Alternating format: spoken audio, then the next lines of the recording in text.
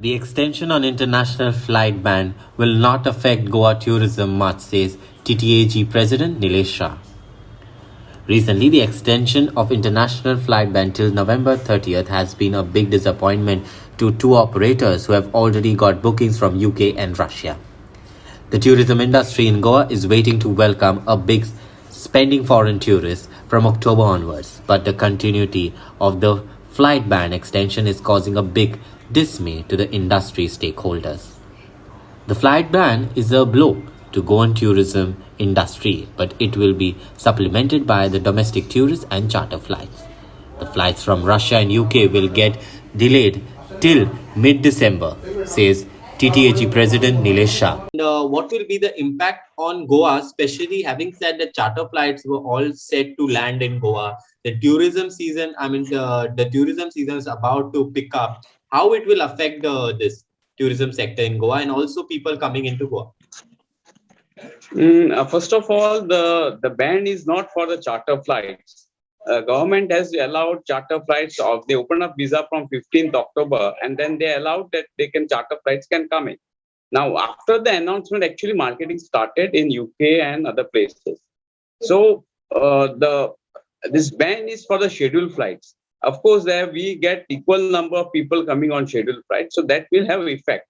But as far as charter flights are concerned, because of there are two challenges. One is UK, they have already announced. So there's going to be 4 flights from UK, 2 from Gatwick Airport and 2 from Manchester from 13th of December onwards.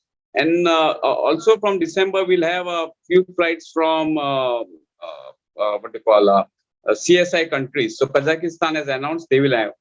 As far as Russia is concerned, we have challenges there because they have gone under lockdown for 1 week, maybe extended, and the cases are at very rise in Russia. So that will be a challenging.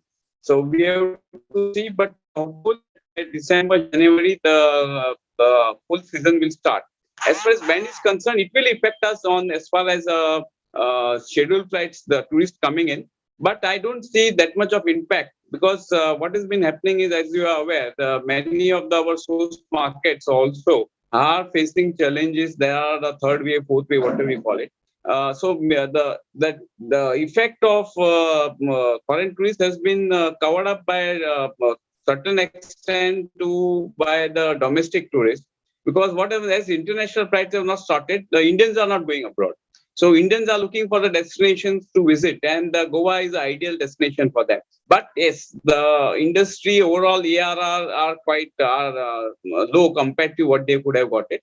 But I think it is we are moving on the right move with all COVID appropriate behavior. And one thing which we emphasize on every wherever possible, that it may be tourists or it may be people working in the industry or wherever we talk about that COVID is here to stay. For another 1.5 years, 2 years, we don't know. So COVID appropriate behavior is the key way forward. And as cases decline in our source market and other countries, I'm sure Goa will be preferred destination and we'll get back to normal as early as possible. But as of now, we are on a good wicket. As far as tourism is concerned, holiday season will just start Diwali. After Diwali, holiday season, there's vacations have started in Delhi, Gujarat, Mumbai. Means Maharashtra. So we'll have a lot of tourists coming in. You can see from today onwards, I think there'll be a lot of hotels will be almost sold out for next at least 10 to 15 days. So it is a good weekend. Once hotels are all the segments of industry intend to benefit. It may be airlines, it may be a taxi, or it may be a vendor supplying vegetables or fruits, or we name it. Everybody will have a good pie of a business because of the season opening up.